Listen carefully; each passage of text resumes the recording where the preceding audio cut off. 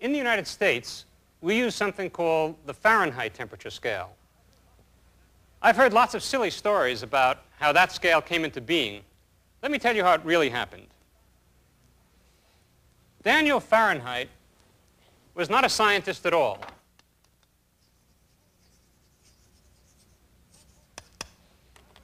He was a Polish merchant who, during the 1700s, decided to train himself in the newly emerging craft of scientific instrument making. And being very clever, he saw a future in calibrated thermometers.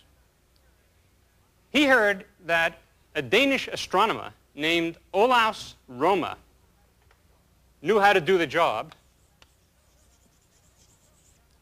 And so he traveled to Denmark to see how Rømer calibrated his thermometers.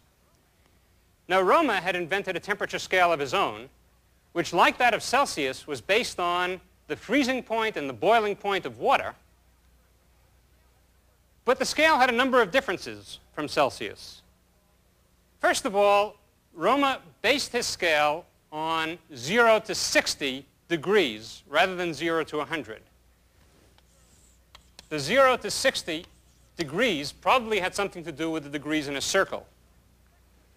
The second difference was that Rømer didn't like negative numbers, and so in order to avoid them, when he dipped his thermometer in freezing water, in water and ice, and made a mark on it, he didn't mark that as 0 degrees, but rather as 7.5 degrees, leaving 1/8 of his scale below that.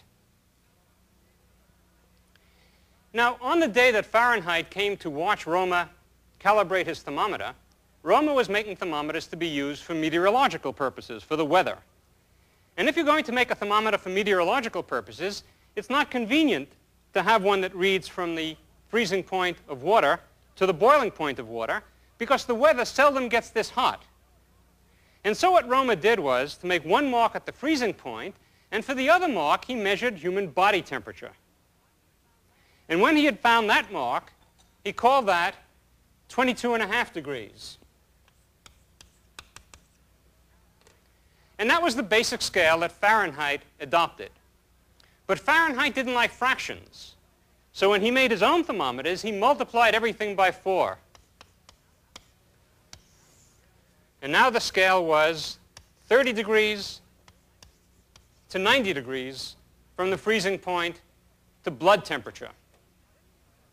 Then he made another change. He decided that it would be more convenient to have 64 degrees between these 2 points instead of 60.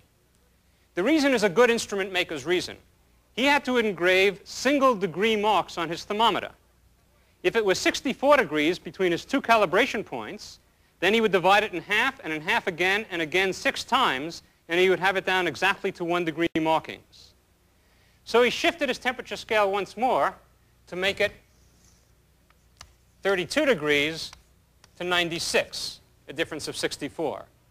Then using that thermometer, he measured the temperature of boiling water somewhat inaccurately, not very well, and he decided that it was 212 degrees.